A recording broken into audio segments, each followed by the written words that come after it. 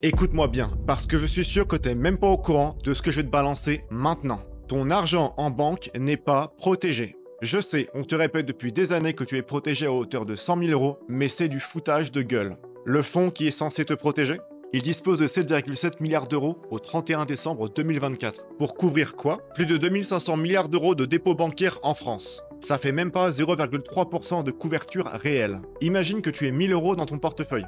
La banque te dit, t'inquiète pas, on a 3 euros de côté pour te rembourser si ça tourne mal. Est-ce que tu trouverais ça rassurant, toi? Maintenant, laisse-moi t'expliquer pourquoi la situation est encore pire que ça. Peu importe ta banque, Crédit Agricole, BNP Paribas, Société Générale, BPCE, Crédit Mutuel, Banque Postale, tu es dans le même bateau. Ces 6 groupes détiennent plus de 82% de tout l'argent des Français. Si l'un d'eux tombe, c'est l'effet domino assuré. Et devine quoi, ce fameux fonds de garantie, il ne fonctionne à l'unique condition que si une seule petite banque fait faillite. Si plusieurs banques tombent en même temps, c'est ce qu'on appelle une crise systémique, alors ce fonds explose. Il n'y a tout simplement pas assez d'argent pour tout le monde. Mais ça, c'est que dalle par rapport à ce qui suit. Depuis 2016, une loi européenne, la directive BRRD, autorise ta banque à prendre ton argent pour se sauver. Ça s'appelle le bail-in et c'est parfaitement légal. Concrètement, si ta banque a des problèmes, elle peut ponctionner directement dans ton compte avant même que l'État intervienne. Tu deviens actionnaire involontaire d'une banque en faillite. Ton argent liquide se transforme en actions qui ne valent plus rien. Et ça arrive déjà en Europe. À Chypre, les déposants ont perdu jusqu'à 60% de leur avoir au-dessus de 100 000 euros. Donc ce n'est plus juste de la théorie, c'est de la pratique. Alors tu vas sûrement dire, oui mais moi j'ai moins de 100 000 euros, je suis tranquille. Erreur.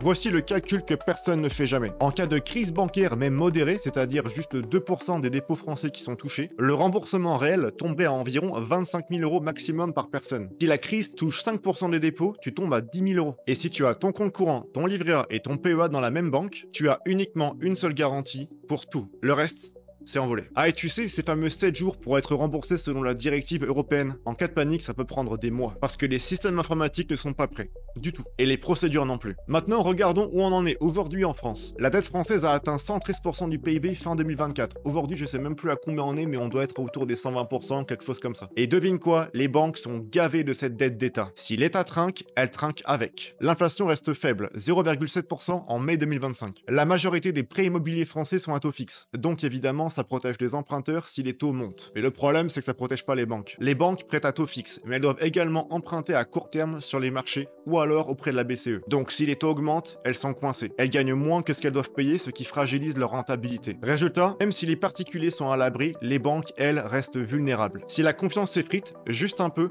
c'est tout le système bancaire qui peut s'effondrer. Si tout le monde veut retirer son argent en même temps, bank run, effondrement, game over. Alors qu'est-ce qu'on fait?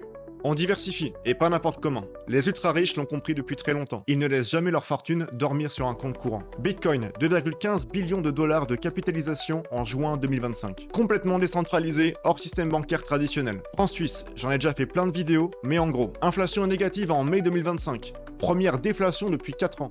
Stabilité légendaire dans un monde de chaos monétaire. Or physique, valeur refuge millénaire, tangible et c'est insaisissable par les banques. Actions et ETF américains. Protection contre l'inflation et exposition aux entreprises les plus solides du monde. Aucune solution n'est parfaite, mais diversifier hors du système bancaire traditionnel, c'est déjà éviter le plus gros de tous les risques. Ce n'est pas de la paranoïa, c'est du pragmatisme face à un système qui a déjà prouvé qu'il était prêt à sacrifier l'épargnant pour sauver la machine. Ce que les banques ne te disent pas non plus, c'est que certains de tes produits ne sont même pas couverts par cette garantie. Les comptes en devises étrangères, les liquidités sur ton compte titre ou alors sur ton PEA, tout ça peut être gelé ou perdu sans aucun recours. Même ton assurance vie en euros ou ton livret A, ce n'est pas une garantie magique. C'est investi dans la dette de l'État ou dans les banques. Et si ça craque, tu n'es pas mieux protégé. En 2025, croire que ton argent est à l'abri dans une banque française, c'est soit être extrêmement naïf, soit t'es totalement con. Donc on l'a vu, les chiffres sont là et les mécanismes légaux aussi. Chaque jour qui passe rend la situation encore plus risquée. La diversification n'est plus une option. C'est devenu une nécessité si tu veux protéger ce que tu as mis tant d'années à construire.